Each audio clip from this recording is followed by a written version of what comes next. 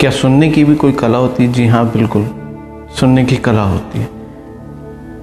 इस संबंध में आपको एक घटना सुनाना चाहता हूँ स्वामी विवेकानंद के बारे में, जो आपने शायद ही सुनी हो।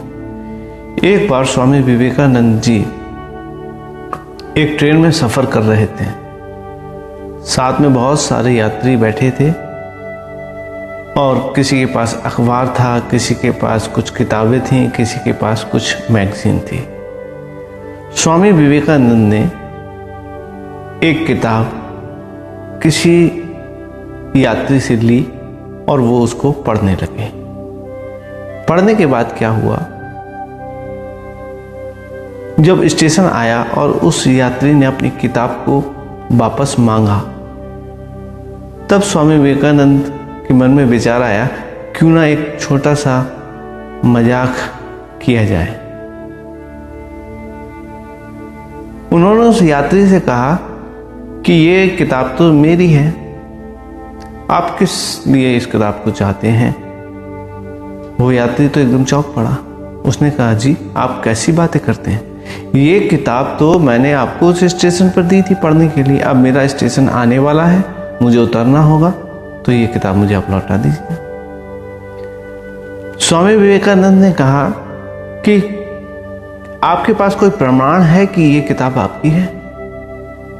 उस यात्री ने कहा, मेरे पास कोई प्रमाण नहीं है, क्या आपके पास प्रमाण है कि ये किताब आपकी है?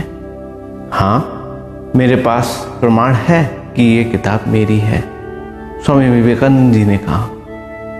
अच्छा, तो आप बताइए क्या प्रमाण है कि ये किताब आपकी है?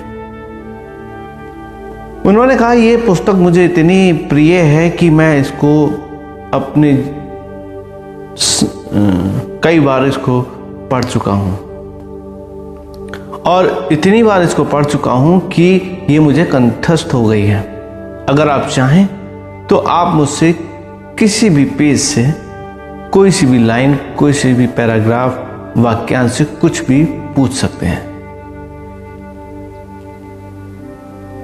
ये सुनकर और देखकर वहां के लोगों को एक अचंभा हुआ और उन्होंने कहा, ठीक है, जब तक आपका स्टेशन नहीं आता तब तक इस बात को हम सिद्ध करते हैं। किसी व्यक्ति ने उस पुस्तक को हाथ में लिया और स्वामी विवेकानंद जी से कहा कि बताइए, पुस्तक के 102 नंबर पेज पे तीसरे पैराग्राफ की चौथी लाइन के अंतिम 4 क्या हैं? स्वामी विवेकानंद ने बता दी। उन्होंने सोचा कि ये इत्तेफाक हो सकता है। उन्होंने दूसरा पेज खोला। दूसरे पेज के फला पैराग्राफ पर दूसरी लाइन पर क्या लिखा है? स्वामी विवेकानंद ने वो भी बता दिया। लोग बहुत अचंभित हुए। उन्होंने कहा, ठीक, अब हम तीसरी बार आपके पूछते हैं कि इस पेज नंबर पर चौथी लाइन जो है तीसरे पैराग्राफ की, उसके बीच में जो शब्द लिखे हैं, बिल्कुल बीच में, दाएं और बाएं से दोनों से मिलाकर बिल्कुल मध्य में जो 2 शब्द हैं वो बताइए। परीक्षा को कठिन करना था ना। स्वामी विवेकानंद ने उन 2 शब्दों का भी उत्तर सही दे दिया। फिर तो प्रमाण हो गया, सिद्ध हो गया कि ये पुस्तक स्वामी विवेकानंद जी की है। उस यात्री को भी इतना अनूठा और आश्चर्य लगा। उसने कहा, ठीक है, ये पुस्तक के आप हकदार हैं और ये पुस्तक आप ही की है, आप ही इसको रखिए। तब स्वामी विवेकानंद ने मुस्कुराते हुए भी वो पुस्तक उसको लौटा दी कि भाई ये पुस्तक तुम्हारी है। ऐसा सुनते ही वहां बैठे सभी लोग बहुत ज़्यादा अचंभित हुए, बहुत ज़्यादा आश्चर्य में पड़ गए, चकित हुए, क्योंकि वो सब जानते थे कि अभी 2 घंटे पहले ही ये पुस्तक इन्होंने इन्हें दी होगी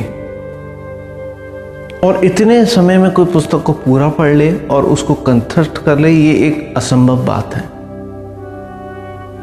तो दोस्तों, ये असंभव संभव आप भी कर सकते हो।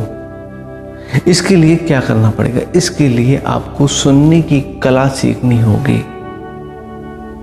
एक बार आपको अगर सुनने की कला आ गई तो जीवन में अगर आप कोई भी चीज एक बार पढ़ेंगे, सुनेंगे, देखेंगे, वो आपके मस्तिष्क की स्मृतियों में हमेशा के लिए